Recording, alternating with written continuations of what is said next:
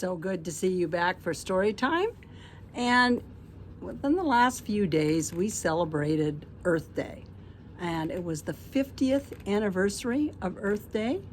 And we all need to do our very best to take care of our Earth. So the story I have for you today is called The Lorax, and it's written and illustrated by Dr. Seuss. And you're probably familiar with a lot of stories that he's written. And even if you've heard The Lorax before, you haven't heard me read it. And so it's going to be kind of a different experience. And I'm sure you're going to enjoy a good story more than one time. The Lorax, written and illustrated by Dr. Seuss. At the far end of town, where the grickle grass grows, and the wind smells slow and sour when it blows, and no birds ever sing excepting old crows, is the street of the lifted Lorax. And deep in the grickle grass, some people say, if you look deep enough, you can still see today where the Lorax once stood just as long as it could before somebody lifted the Lorax away. What was the Lorax? And why was it there? And why was it lifted and taken somewhere from the far end of town where the grickle grass grows? The old Once-ler still lives here. Ask him. He knows. You won't see the Once-ler. Don't knock at his door. He stays in his lurkum on top of his store. He lurks in his lurkum cold under the roof where he makes his own clothes out of muffered muff. And on special dank midnights in August, he peeks out of the shutters. And sometimes he speaks and tells how the Lorax was lifted away. He'll tell you, perhaps, if you're willing to pay. At the end of a rope, he lets down a tin pail, and you have to toss in 15 cents and a nail and the shell of a great-great-grandfather snail. Then he pulls up the pail, makes a most careful count to see if you've paid him the proper amount. Then he hides what you paid him away in his snub, his secret strange hole in his grovelous glove. Then he grunts, I will call you by whisper, my phone, for the secrets I tell are for your ears alone. Slop! Down slops the whisper-my-phone to your ear, and the old Once-ler's whispers are not very clear, since they have to come down through a snurgly hose, and he sounds as if he has smallish bees up his nose. Then I'll tell you, he says, with his teeth sounding gray, how the Lorax got lifted and taken away. It all started way back. Such a long, long time back. Way back in the days when the grass was still green and the pond was still wet and the clouds were still clean and the song of the swami swans rang out in space, one morning I came to this glorious place and I first saw the trees, oh, the Truffula Trees, the bright colored tufts of the Truffula Trees, mile after mile in the fresh morning breeze. And under the trees I saw brown barbaloots frisking about in their barbaloot suits as they played in the shade and ate truffula fruits. From the rippleless pond came the comfortable sound of the humming fish humming while splashing around. But those trees, those Truffula trees, all my life I'd been searching for trees such as these. The touch of their tufts was much softer than silk, and they had the fresh smell of fresh butterfly milk. I felt a great leaping of joy in my heart. I knew just what I'd do. I unloaded my cart. In no time at all, I had built a small shop. Then I chopped down a truffula tree with one chop. And with great skillful skill and with great speedy speed, I took the soft tuft and I knitted a thneed.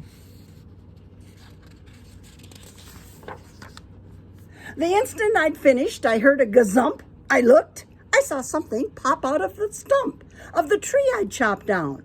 It was sort of a man. Describe him? That's hard. I don't know if I can. He was shortish and oldish and brownish and mossy, and he spoke with a voice that was sharpish and bossy. Mister, achoo, he said with a sawdusty sneeze, I am the Lorax. I speak for the trees. I speak for the trees have no tongues, and I'm asking you, sir, at the top of my lungs. He was very upset as he shouted and puffed, What's that thing you've made out of my truffula tuft?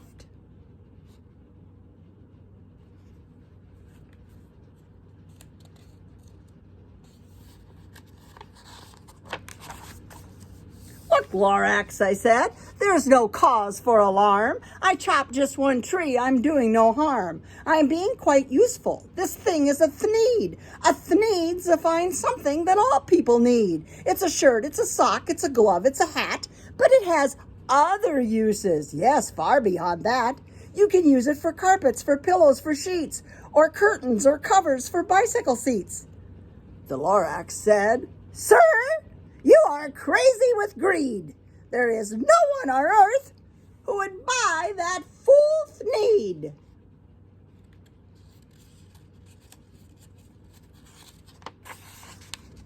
But the very next minute, I proved he was wrong. For just at that minute, a chap came along, and he thought that the thneed I had knitted was great. He happily bought it for $3.98. I laughed at the Lorax. You poor stupid guy. You never can tell what some people will buy.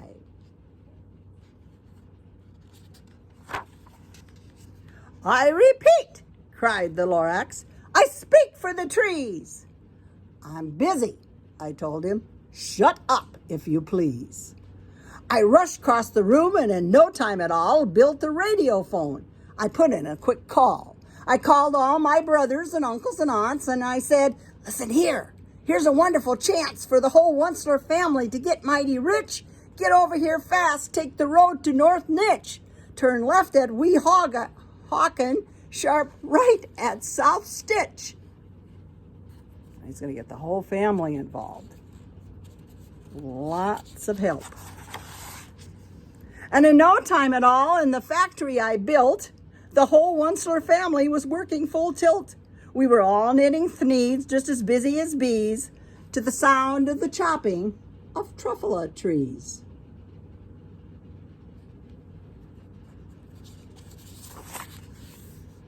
Then, oh baby, oh, how my business did grow. Now chopping one tree at a time was too slow. So I quickly invented my super axe hacker, which whacked off 4 truffula trees at one smacker.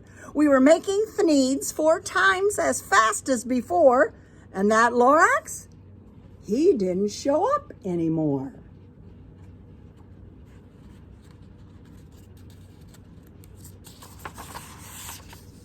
But the next week, he knocked on my new office door. He snapped, I'm the Lorax who speaks for the trees, which you seem to be chopping as fast as you please. But I'm also in charge of the brown barbaloots who played in the shade in their barbaloot suits and happily lived eating truffula fruits. Now, thanks to your hacking my trees to the ground, there's not enough truffula fruit to go round, and my poor barbaloots are all getting the crummies because they have gas and no food in their tummies.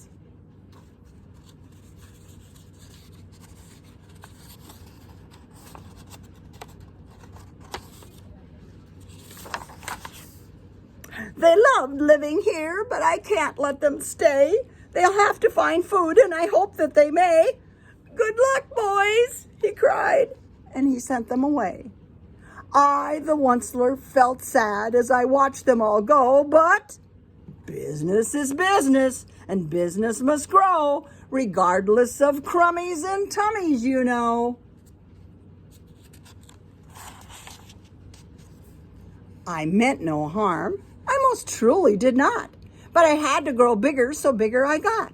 I biggered my factory, I biggered my roads, I biggered my wagons, I biggered the loads of the Thneeds I shipped out. I was shipping them forth to the south, to the east, to the west, to the north. I went right on biggering, selling more Thneeds. And I biggered my money, which everyone needs.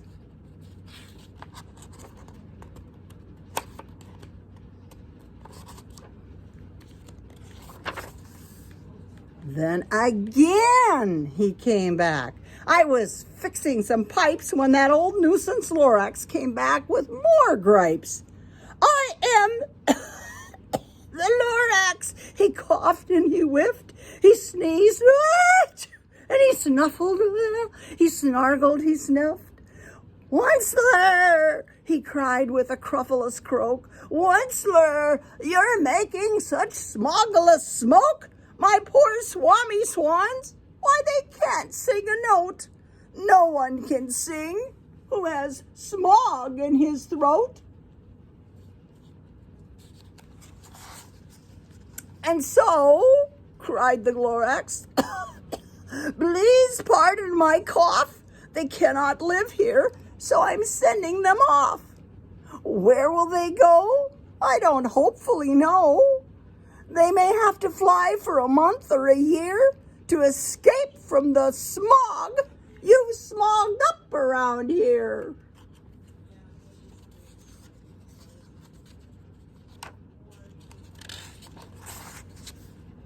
What's more, snapped the Lorax, his dander was up, let me say a few words about gluppity-glup. Your machinery chugs on day and night without stop, making gluppity-glop, also sloppity-slop. And what do you do with this leftover goo? I'll show you, you dirty old Once-ler man, you.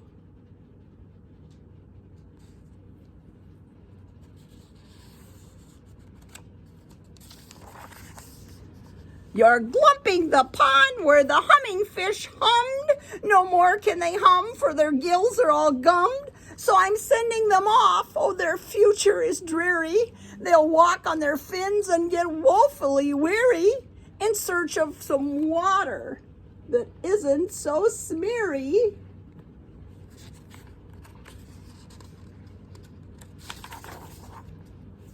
And then I got mad. I got terribly mad. I yelled at the Lorax. Now listen here, Dad. All you do is yap, yap, and say bad, bad, bad, bad. Well, I have my rights, sir, and I'm telling you, I intend to go on doing just what I do. And for your information, you Lorax, I'm figuring on biggering and biggering and biggering and biggering, turning more Truffula Trees into Thneeds, which everyone needs. And at that very moment, we heard a loud whack. From outside in the fields came a sickening smack of an axe on a tree. Then we heard the tree fall. The very last Truffula tree of them all. No more trees, no more Thneeds, no more work to be done. So in no time, my uncles and aunts, everyone, all waved me goodbye. They jumped into my cars and drove away under the smog-smuggered stars. Now all that was left neath the bad-smelling sky was my big empty factory, the Lorax, and I.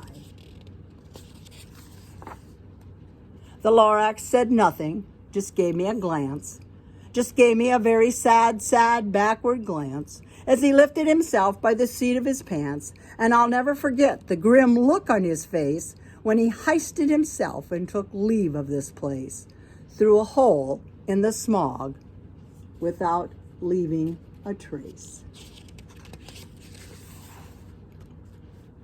And all that the Lorax left here in this mess was a small pile of rocks with the one word, unless. Whatever that means, well, I just couldn't guess.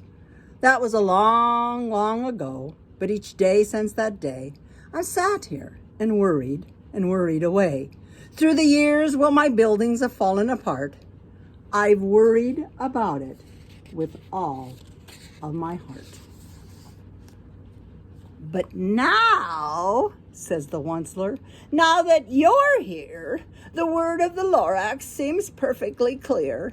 Unless someone like you cares a whole awful lot, nothing is going to get better. It's not. So, catch, calls the Once-ler. He lets something fall. It's a truffula seed. It's the last one of all. You're in charge of the last of the truffula seeds, and truffula trees are what everyone needs. Plant a new truffula, treat it with care, give it clean water, and feed it fresh air. Grow a forest, protect it from axes that hack. Then the Lorax and all of his friends may come back. And that is the end of the Lorax. So hopefully around your home, around your neighborhood, you can find things to do that will make our earth healthier and a better place for us all to live. Right now, with so many people staying home, the earth is starting to heal. We have less smog, less pollution in the air and the oceans, and the animals are doing what animals do with all the people out and about and in their territories. So we have a perfect opportunity to continue to make our earth healthier, and in that process, we'll become healthier. Thank you. Bye-bye.